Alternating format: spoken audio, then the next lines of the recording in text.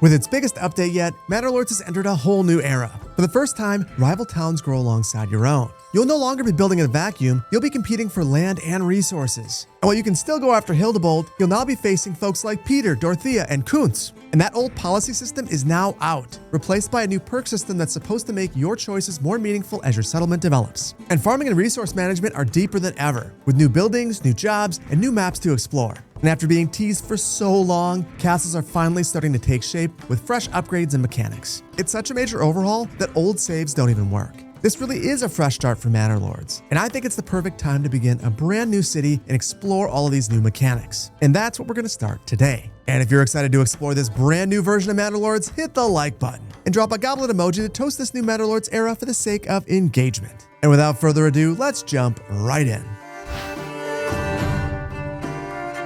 And I don't think that anything has changed right here, so I'll just select any character.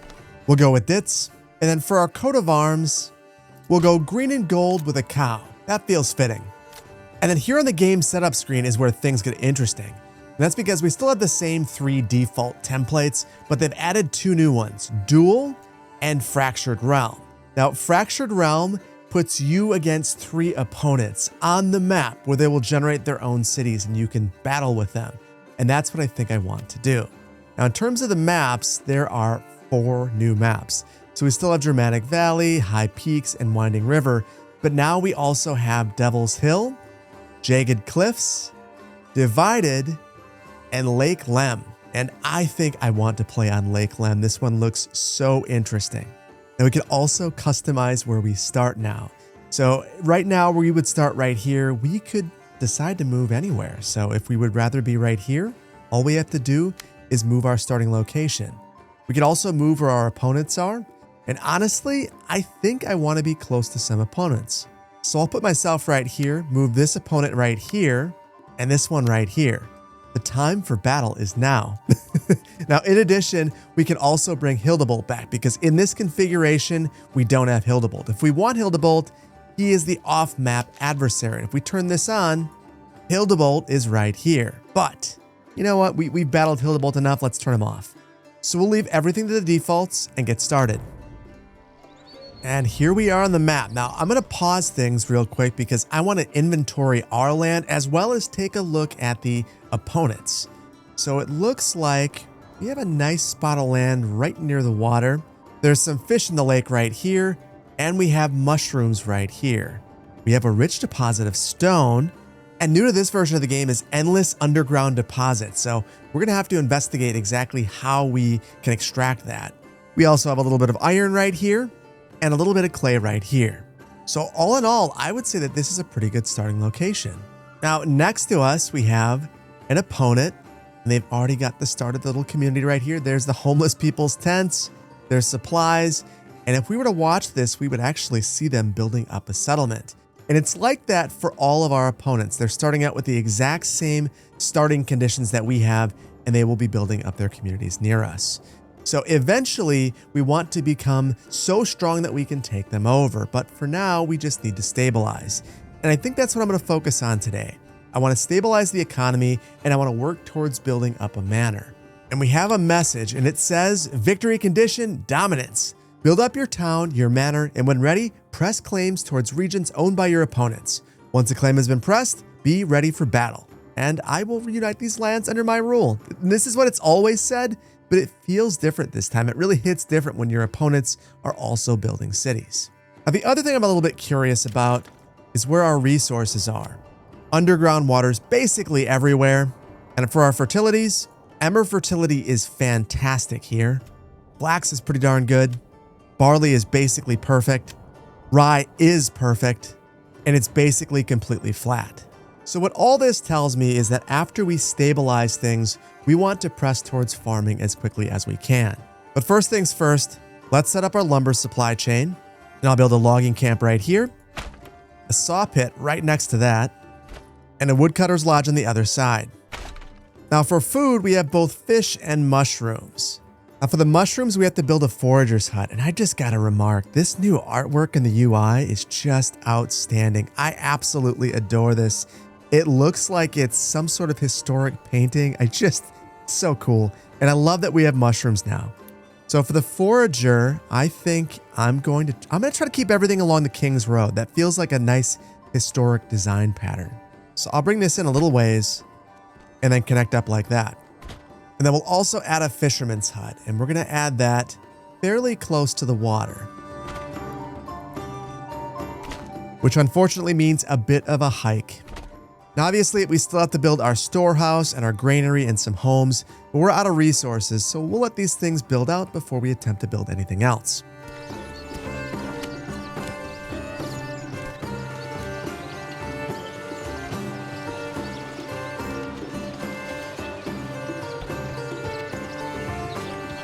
And now that everything's been built, I want to make sure that we are assigning some workers to our logging camp. And this is interesting. So we have this maintenance status.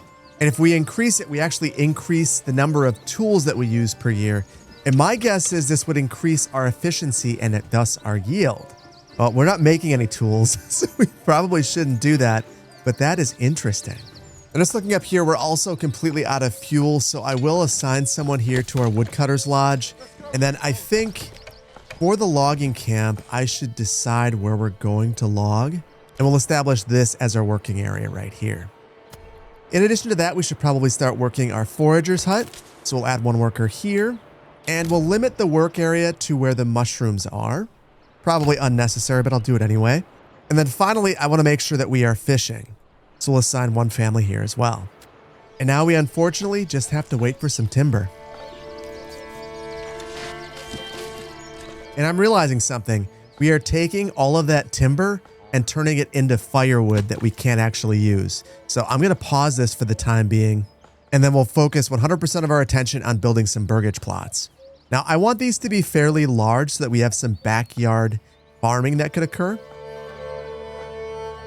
And if we were to go with something like this and build all the accessory buildings, we would completely house all of the residents here. So I think this is what we'll try to do.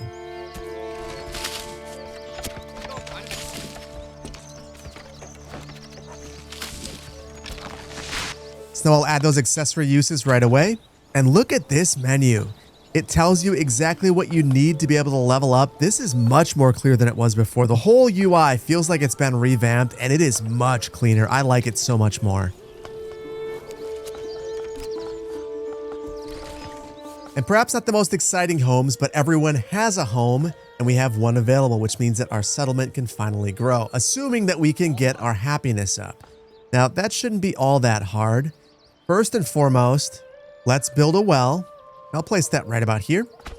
We should also build our storage. I'll build the granary right over here. And I'll put the storehouse right about here. And now that all of this has been built, we have 3 unassigned families. We're running low on fuel though, so I'm going to add one family here to the woodcutter's lodge. And then I'm wondering, I know that the tech tree is gone now, but that's how we used to access the charcoal kiln. I guess I'm not sure how we get it now. It looks like we have it right away, which honestly is pretty great. I'm going to build one of these as well. And the whole reason that I want to build the charcoal kiln is it turns 1 firewood into 2 charcoal. It's math. Now we can assign one family here, but we don't have anyone working at our granary or at our storehouse. Now that means that we can't set up a marketplace, and that means that we're going to continually have problems with supplies.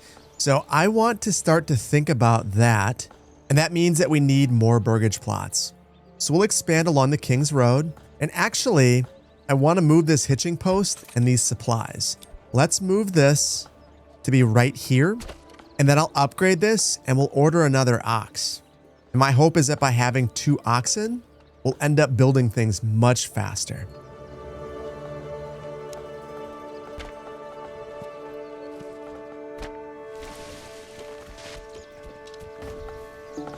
And look at that. We have reached a small village. That is fantastic. We have a new message too. Armament delivery. A strong militia is paramount to the survival of any settlement. Luckily, a shipment of weapons has just arrived, and you'll now be able to create your own militia banners to serve you and protect your people. However, we will need more weapons to equip all people as the settlement grows, either by making them or importing them from other lands. So let's form a militia. And we will do that right away. And it looks like we can form a spear militia. Now, I've got to tell you, I'm glad that we're forming this because I can see that there's a settlement right there. I did not realize how close I placed that. My goodness. You know, it looks like we're in about the same spot though, but that really does make me feel a bit more pressure. So I think we're going to keep pressing as quickly as we can. I also think that we got to do something about this stone deposit right here. And there are now two different ways to get stone. We have the stone gatherer's camp, which we had before, and then we have a quarry. So I believe that we want to place the quarry on top of here, but we have to have planks if we're going to do that. And we currently aren't producing them. So we'll assign a family here. And then I want to make sure that we have a production limit here. So we'll say for the time being, maybe 10 and a max of 5 timber on hand. And those planks are going to be important for just about everything, from our quarry to upgrading our homes to adding backyard extensions. So we're going to need to sit tight and wait for those planks to be produced.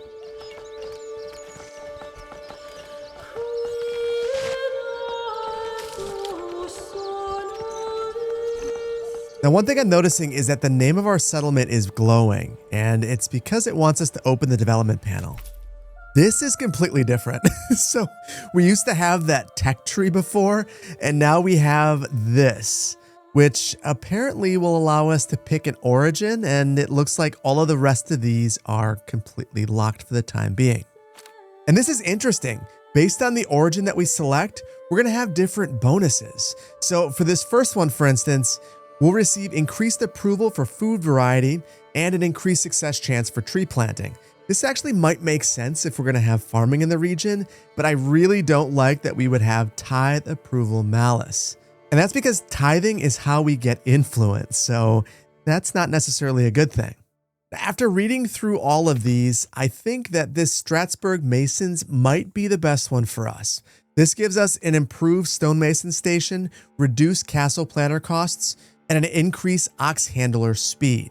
The only thing that I don't love is that it decreases labor speed for hunting and fishing, and we are fishing for food right now. So this means that we are really going to have to press towards farming quickly.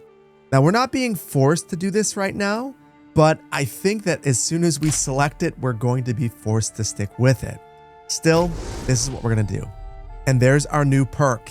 Now, for the current time, this is the only perk available, and indeed, I cannot go back in, so this is our origin story, Strasbourg Masons. Now, there are a couple of other interesting things in here. We have environment, and this region is 52% meadow, and that gives us some affinities. And it says, a chance of extra crop yields proportional to the meadow environment can be increased by apiation. Current effect, 52%, so it's the exact same amount as the amount of meadow that we have in this region. We also have wilding. The meadow's wildflower boom fattens the hive.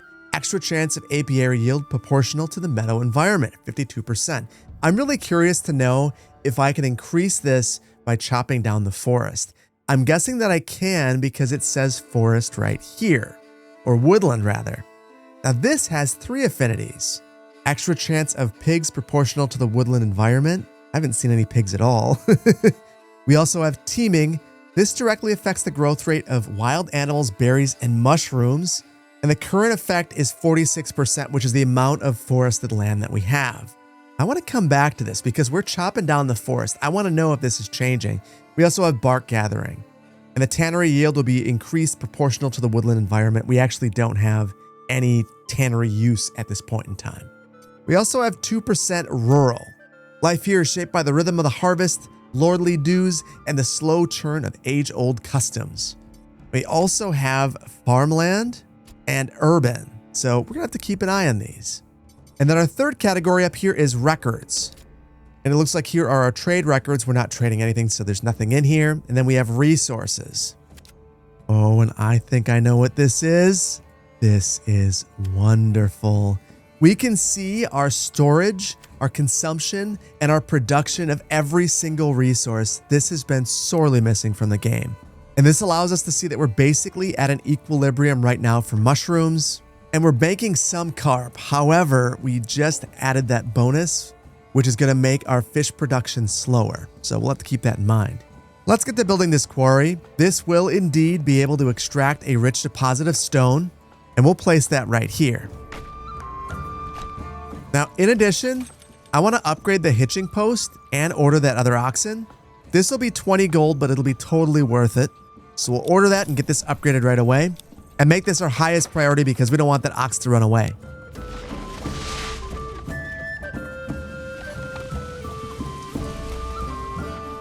This thing looks outstanding, and honestly, this makes this entire place much more viable because we are going to need to trade, and having this unlimited stone deposit is going to go a long ways towards that. But that means that we have to have a trading post and we have to be extracting this stone. I'm going to begin that. We're going to assign one family here, and then I want to make sure that we have all of our accessory dwelling units. So we'll add one here and one here, because right now we only have one extra living space. Now, additionally, we have some planks, so I want to add some accessory uses. This is one of our bigger plots, and we haven't upgraded this one, but I'm going to add the backyard extension first. I think that will go for a vegetable garden, and then I'll hold off on adding anything else because I want to add them to our larger plots.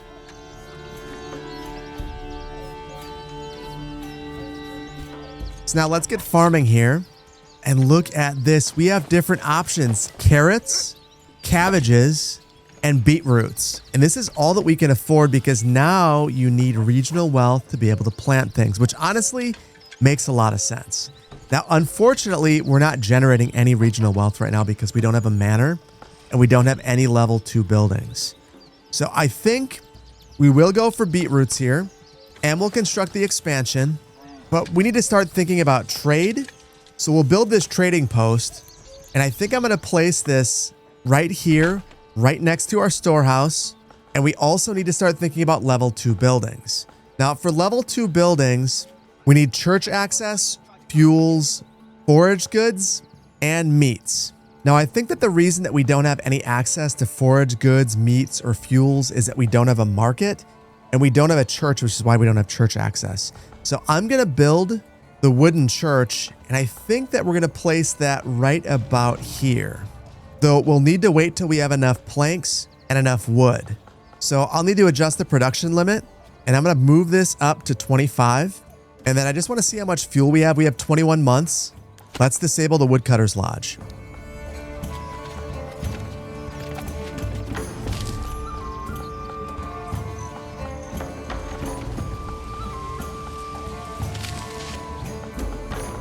And now let's see if we have the materials for the church. Indeed we do. And while that's being built, I also want to open up our first marketplace. And that'll be right here, right near the church and the granary. Now, to get people working here, we have to assign someone to the granary and to the storehouse.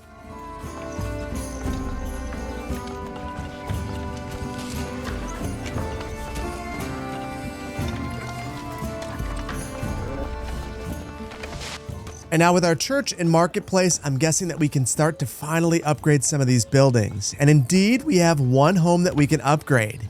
So you better believe that we're going to do that. Now for these others, I guess we have another one right here and another one right here. And for these other burgage plots, it's not that we're not meeting the requirements, it's that we don't have enough planks and timber. But once we do, we'll be able to upgrade these. Now, while those are being upgraded, I want to think about this deposit of iron. And I want to make sure that we can access this.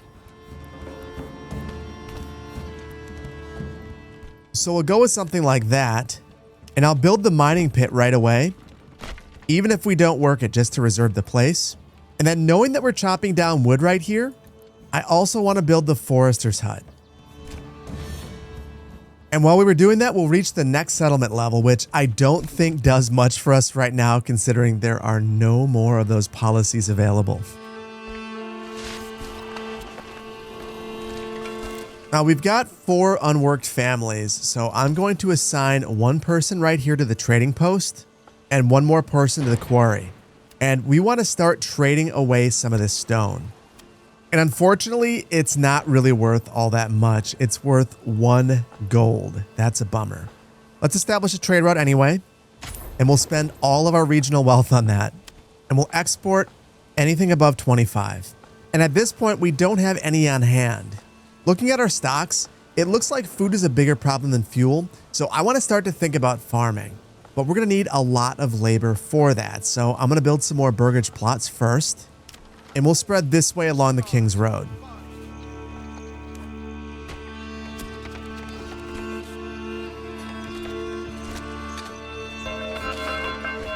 And I'll continue to expand out this way, but I want the burgage plots to get much larger.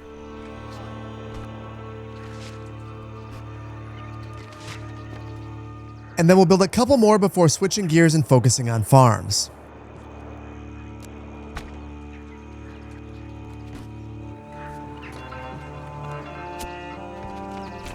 This leaves us with quite a bit of available housing, which is a good place to be in, especially when you want to build a bunch of farms.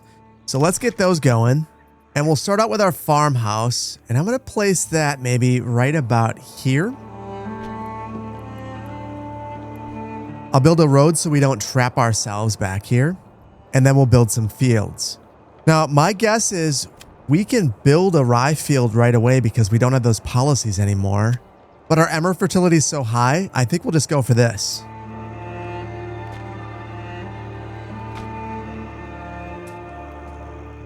And for the time being, I've added 4 1 Morgan fields, so I want to get 4 workers here if we can.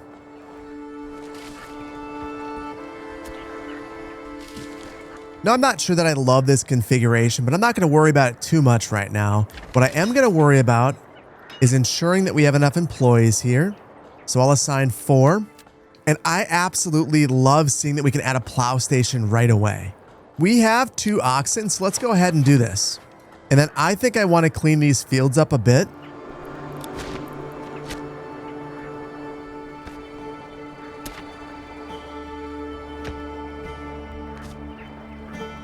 And to me, that feels much cleaner. But now that I have 5 of these fields, I'll need to add 1 more worker once the construction's complete. So let's add that 5th employee here and then configure all these fields. And reasonably, these are all incredibly wheat fertile. So we'll go with wheat. We'll turn on the rotation and go for rye. And our 3rd year will be fallowing. And we'll do this exact same thing for all the fields. So now we should always have something growing. Now I want to come back to the quarry because I think I've made a mistake. So we are trying to trade away rubble stone. However, the quarry is producing rough stone. It has some rubble stone, but it's also producing rough stone, and we're not trading that away. Now, I don't see rough stone as a general option, and that's because it's under crafting materials, and it's worth 4 times as much. So we'll export this and keep 10 on hand. But I'm very curious now because I saw that dress stone was an option. Now for this one, we have to purchase a trade route, but I'm guessing this is going to be much more valuable. And that's what the stonemason station does. It turns rough stone into dress stone, and I'm guessing this is going to be worth 2 or 3 times as much. So I'm going to build this right away. We are probably not going to be able to work this for a while, but it's still worth having. And the reason I say that is because I will forget about it otherwise. Now, in the meantime, I also want to upgrade the storehouse because it's almost full already. And I want to see if we can upgrade any of these homes. And right now, it's looking like we cannot. This all comes down to planks. And reasonably, we don't have very much timber or planks right now. So I'm going to add an additional worker to the logging camp, remove 1 from the quarry, and add 1 to the saw pit. Because we desperately need regional wealth right now.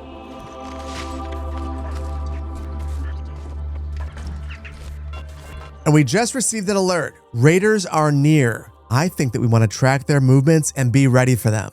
And now that winter's finally ending, we're starting to farm our fields, which is really exciting. But that reminds me, we are actually not going to be able to do anything with our crops because we don't have a communal oven. So let's go ahead and construct this. And we'll build that right here. And we're also going to need a windmill. And I want this to be closer to our fields. And right about here, we get 99% efficiency. That is perfect. The other thing I was thinking is we should probably assign additional employees over here to our fisherman's hut. And that's because we are running low on food. I feel like if we had at least one more employee here, maybe we could start to balance things out. And I'll do the exact same thing here at our forager's hut.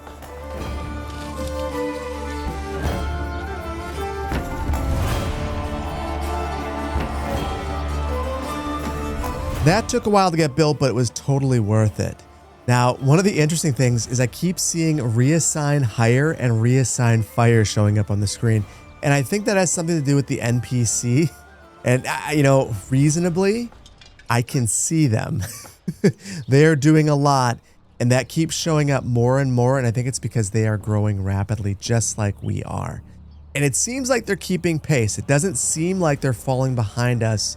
They're definitely configuring things differently, but they're not any smaller. That gets me nervous. But thankfully, we are starting to stabilize with our food supply, so things are balancing out. And once we start to have these farm fields get harvested, we're going to see things really move in the right direction. So that gets me thinking. Let's see if we can upgrade any of these. We can upgrade quite a few of them, so let's go ahead and do that. And then for all the others that we don't have the planks to upgrade, I'm going to add on these expansions.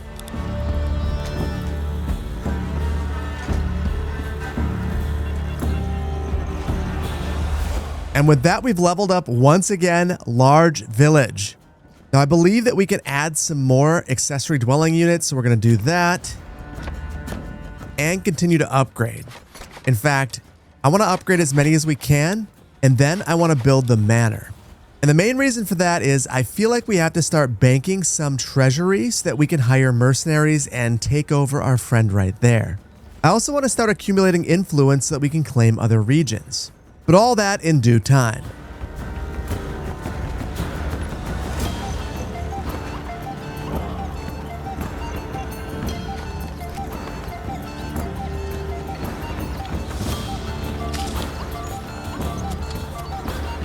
Now, before we harvest, I've got to do one thing. I'm realizing that though we built our livestock barn, we never actually assigned a livestock here.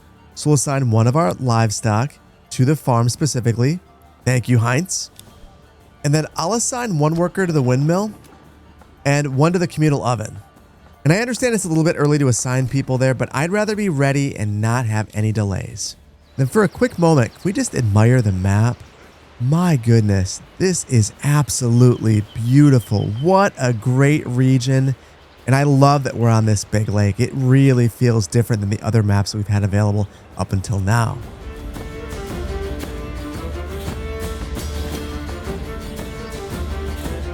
And that worked out pretty well for us. Now, looking at the fields, look at this. The fertility changes right away. So perhaps I want to change this so that it's rye right away, then fallow, then wheat. And I don't think I want to change all of them, but having one be different is probably a good thing. And I love that we're getting that real-time feedback. I'm not sure if that was in there before, but I don't recall it, so I'm going to say that it probably wasn't. Now, at this point, food is not our problem. Our bigger problem is fuel. So let's get someone working at our woodcutter's lodge again. And then I also want to see how much timber and planks we have. And we actually have quite a bit. So I think it's almost time to start building our manor. But first, I want to assign one stonemason right here. And that's because I want to start to produce that dressed stone. However, I don't want to spend this many tools here, so I'm going to crank this down a bit. That'll cut our maintenance rate in half, and it should impact our production as well, but I'm not overly concerned about that right now. So let's start building that manor. And I think I'm going to build that back here behind the church, but tucked in the woods a little bit. And here's the new castle planner. And from my understanding of the patch notes, all of these have upgrades now. So the first thing I want to do is place a road. So we'll connect up to this road that we placed earlier. And then I think I will build a wall around here. And immediately we don't have enough goods. So perhaps we'll wait on that. We'll commit to what we have. And once we have more planks, we'll build the wall around here.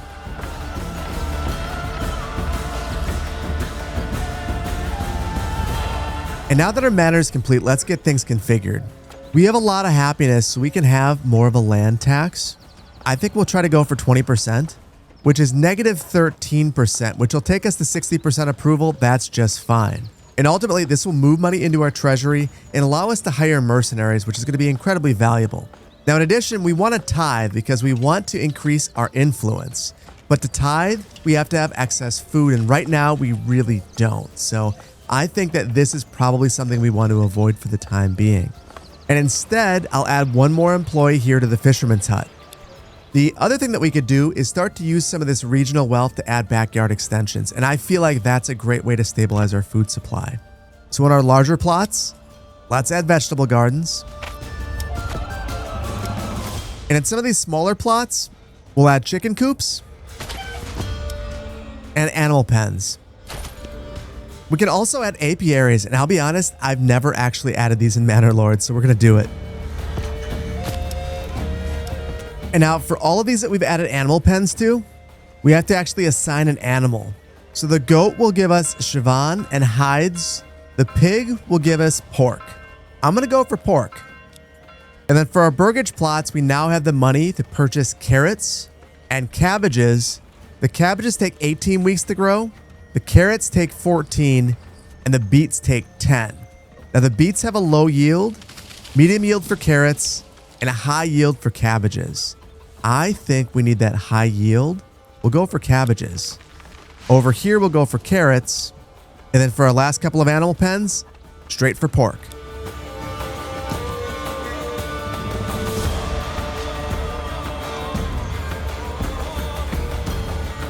Now we're one day away from our raider attack, so I'm going to pause it momentarily because I want to make sure that our troops are ready. So let's grab our spear militia and rally them. And then I also want to take a look at our retinue. And I believe that we have enough money to hire one more. So with that, we'll rally them as well. And then I'm not sure where the raiders are going to be coming from, but I think that we want to just be patient and wait for them to meet us.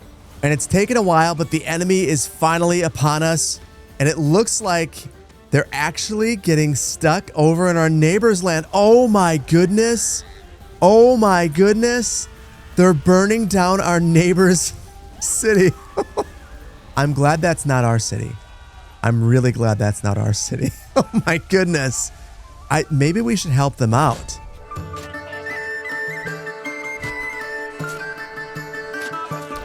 And we can see that their brigands are right here. We're going to hold steady. Let's go 2 deep. And then we'll have a tight defensive formation. And hopefully, if we push forward, we'll be able to break them. Now our retinue is still nowhere to be found. I'm hoping they can come in from the side and cut them off. Thankfully, we haven't lost any troops yet, and they aren't doing so well.